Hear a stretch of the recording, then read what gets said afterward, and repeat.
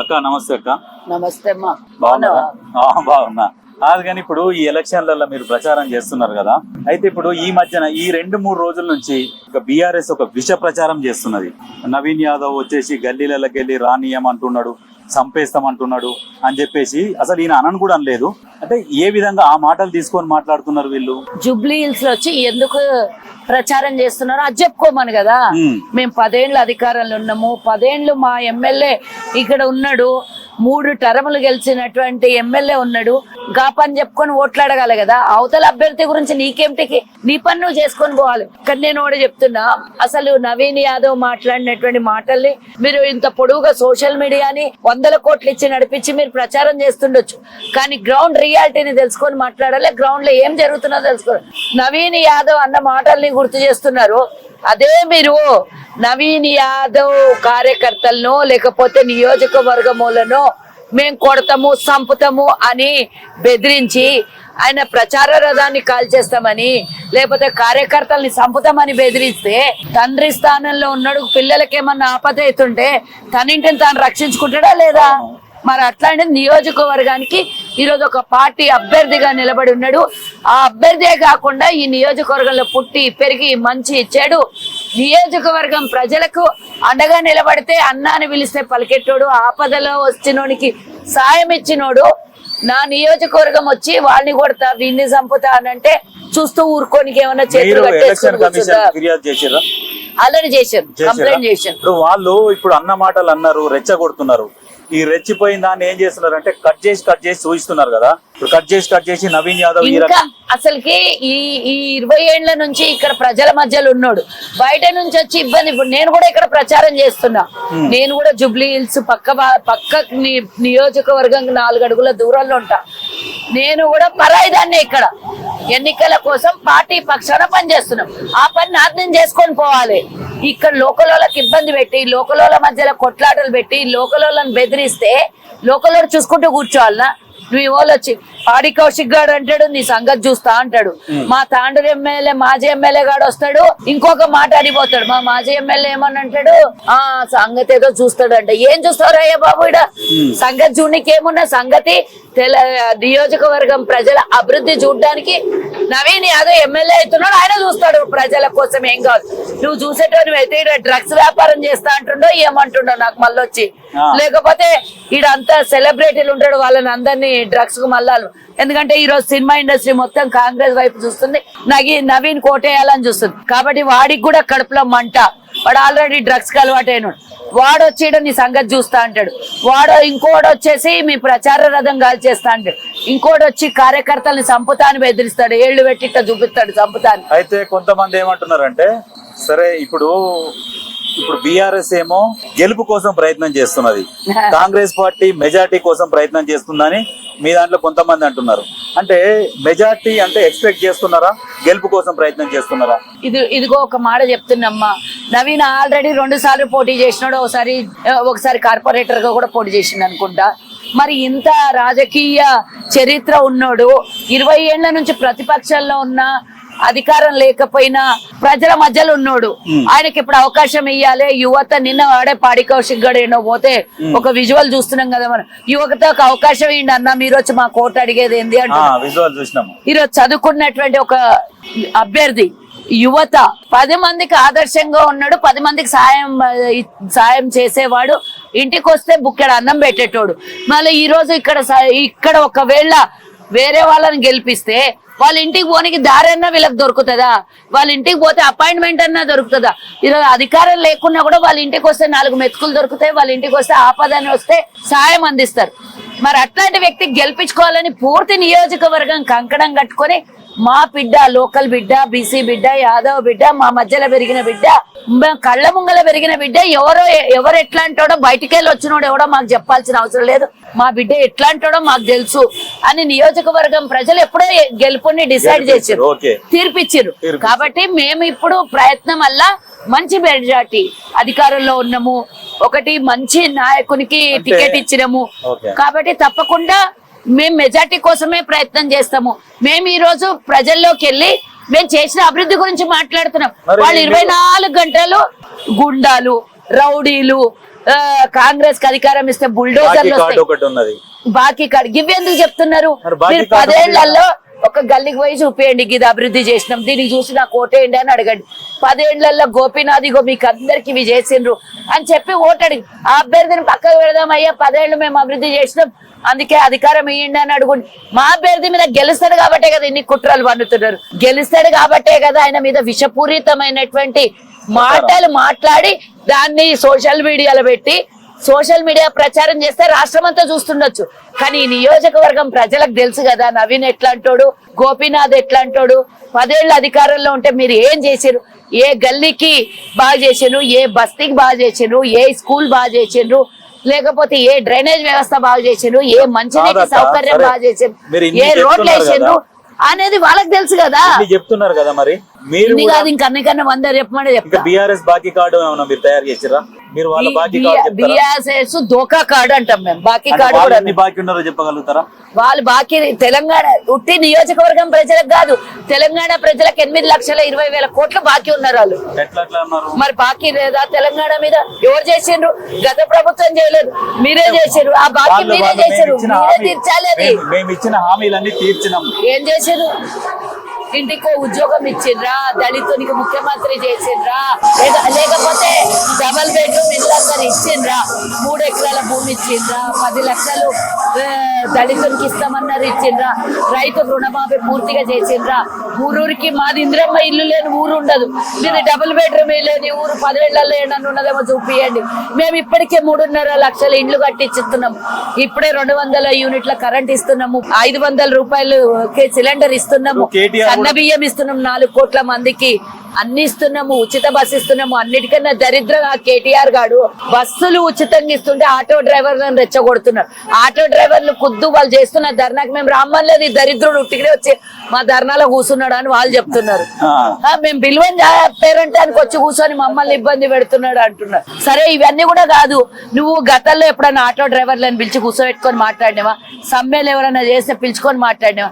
ఈ రోజు అంటే జనతా గ్యారేజ్ అయిందంట, ధర్నా చౌక్ అదే ధర్నా చౌక్ లో బిడ్డ పోయి ధర్నా చేస్తున్నది, అదే ధర్నా చౌక్ లో పోయి బిడ్డ పోయి వీళ్ళ కథ అంతా బయటికి చెప్తున్నది. వాళ్ళ ప్రెస్ మీట్ లో ఒకటి చూసిన మేడం, ఏంటంటే ఎవరికైనా రేవంత్ రెడ్డి ఒక్క ఉద్యోగం ఇచ్చినా నేను రాజకీయ సన్యాసం తీసుకుంటా, రాజకీయంలో నుంచి వెళ్ళిపోతా, రెడీగా ఉంటాడా?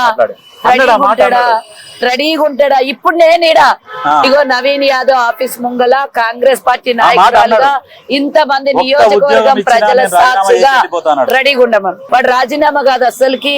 తెలంగాణ ఎక్కడ ఉరికిపోతాడు వాడు? ఎందుకు ఉరికిపోడు అంటే అప్పులు చేసిండు, రెడీగా ఉన్నాడు పెట్టేపేడ చదువుకొని.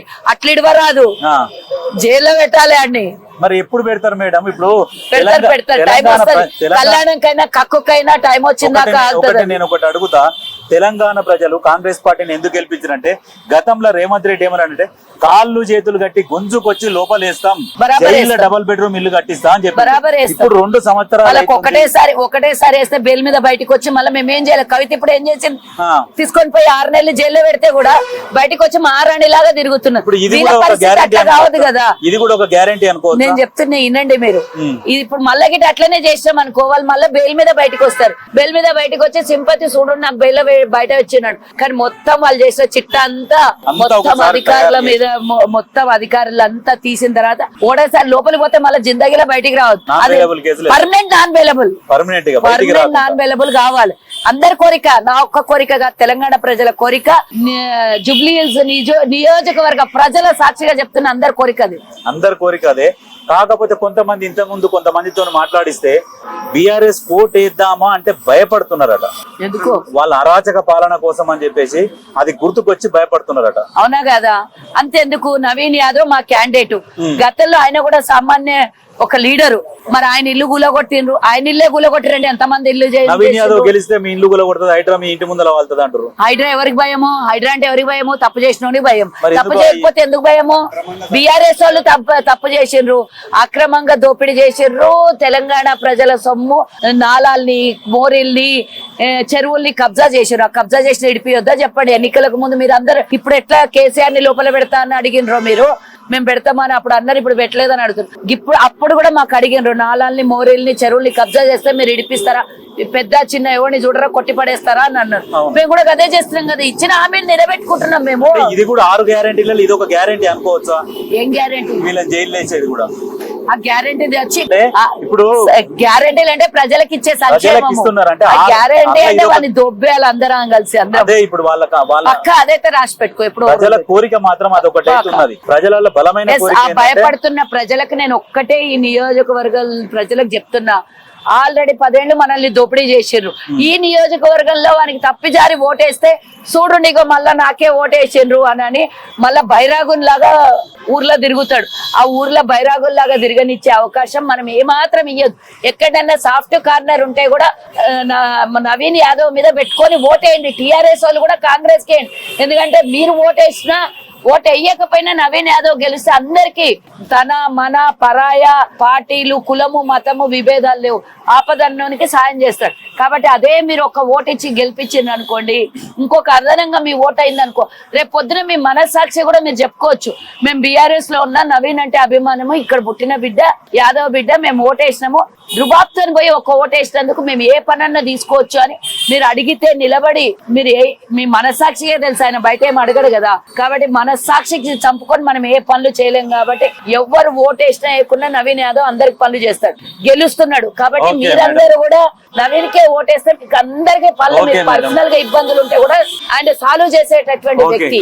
ఈ గెలుపు నెక్స్ట్ కార్పొరేషన్ ఎలక్షన్ల మీద, లోకల్ బాడీ ఎలక్షన్ల మీద ఎఫెక్ట్ ఉంటుందా? ఇగో నేను చెప్తున్నా, ఇది దీనికోసము కార్పొరేషన్ ఎలక్షన్ లాగో కార్పొరేషన్ ఎలక్షన్ రావు. ఆల్రెడీ మేము ఒకటి శ్రీ గణేష్ కంటోన్మెంట్ గెలిచినాం, ఇది కూడా గెలుస్తాము. రేపు మున్సిపాలిటీ అంతా జిహెచ్ఎంసీ కూడా గెలుస్తాం. అధికారంలో చేస్తాం, ప్రజలకు అభివృద్ధి అనేది ఆల్రెడీ అన్ని చూస్తున్నారు. వాళ్ళలో ఒక భయం ఏర్పడ్డదట, ఏమని? ఇప్పుడు జూబ్లీ హిల్స్ లో గనక ఓడిపోతే మా పార్టీ భూస్థాపితం అయిపోతుంది, గెలవాలన్న ఆలోచనతో గెలిచినా ఓడినా వాళ్ళకి అనేది పునాదులు లేవు అనేది తెలుసు. వాళ్ళు ఓడిపోతామనే భయంలో ఉన్నారు కాబట్టి విచ్చలవిడిగా డబ్బులు పంపిణీ చేయడానికి రెడీగా ఉన్నారు, విచ్చలవిడిగా. నేను ఒకటి చెప్తున్నా, నవీన్ యాదవ్ కి గెలిపిస్తే అభివృద్ధి చేస్తాడు, సునీతమ్మ గెలిపిస్తే హౌస్ వైఫ్ కంప్లీట్ గా. పోనీ గోపీనాథ్ ఉన్నాడా అని అంటే ఏదో అనివార్య కారణాల వల్ల ఎన్నికలు వచ్చినాయంటే అది కారణం కాదు. లీడర్ పోయిండు, ఆమె సునీతమ్మ కంప్లీట్ హౌస్ వైఫ్, రాజకీయం తెలియదు.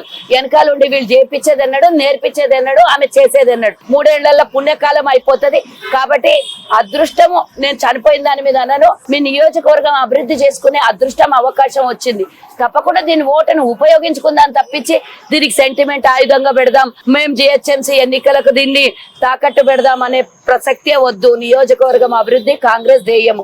నవీన్ యాదవ్ నియోజకవర్గానికి అభివృద్ధి చేస్తాడు. కాంగ్రెస్ పార్టీ ఆయనకు అండగా ఉండి పార్టీ ఇచ్చినటువంటి సలహాల సూచనల మేరకు ఆయన నియోజకవర్గం కావాల్సినటువంటి అభివృద్ధిని తీసుకొని వస్తాడు. మా ముఖ్యమంత్రి అన్ని యాక్సెప్ట్ చేస్తాడు, నియోజకవర్గం అభివృద్ధి చెందుతుంది. అజరుద్దీన్ గారికి మంత్రి పదవి ఇచ్చినారు, దాని మీద కూడా ఏడిపే కొడుకులది అయిపోయినాక ఇవ్వచ్చు కదా అని చెప్పేసి. ఏమున్నది, అవకాశం వచ్చినప్పుడు ఇస్తే తప్పేమున్నది, ఇయ్యరాదా? ఎలక్షన్ కోడ్ ఉన్నది కదా, ఎలక్షన్ కోడ్ కి దానికి ఏం సంబంధమే లేదు, అసలు సంబంధమే లేదు. ఇప్పుడు వాళ్ళు ఆల్రెడీ ఈసీ కూడా కంప్లైంట్ చేస్తున్నారు, అయిపోయింది కదా, ప్రమాణ స్వీకారమే అయింది.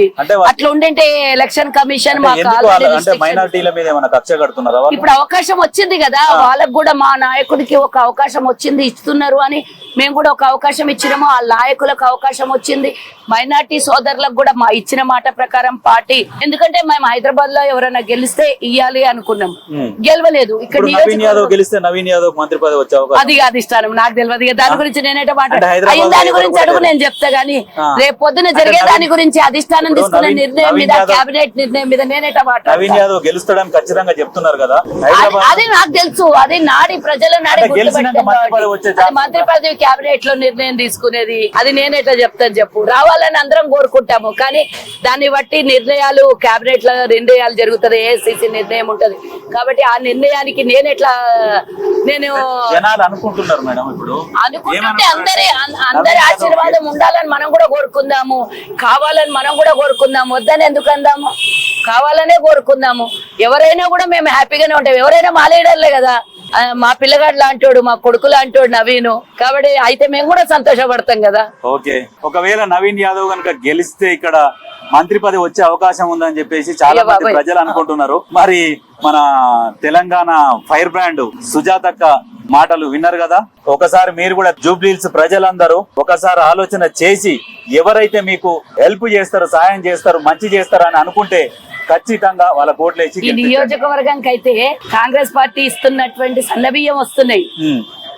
200 యూనిట్లు అది అందరికి కామన్ కదా. రైతు బంధు రైతు రుణమాఫీ లేకపోవచ్చు ఇక్కడ హైదరాబాద్ లో ఉన్న వాళ్ళకి, ఇక మళ్ళీ రైతు బంధు లేకపోవచ్చు. ఇక్కడ ఉచిత బస్ అందరితో పాటు ఉంది. అదే నేను ఇందాక చెప్తుంటే నువ్వు వేరే టాపిక్ డైవర్షన్ చేసినావు. కడుపుల కసిడు మహిళలకు ఇచ్చిన వాడు ఎట్లాగో దరిద్రుడు ఫస్ట్ కేబినెట్ లో మహిళలకు ఇయ్యలేదు కాబట్టి మేము మహిళలకు ఉన్నతమైన స్థానంలో కూర్చోబెట్టినాము.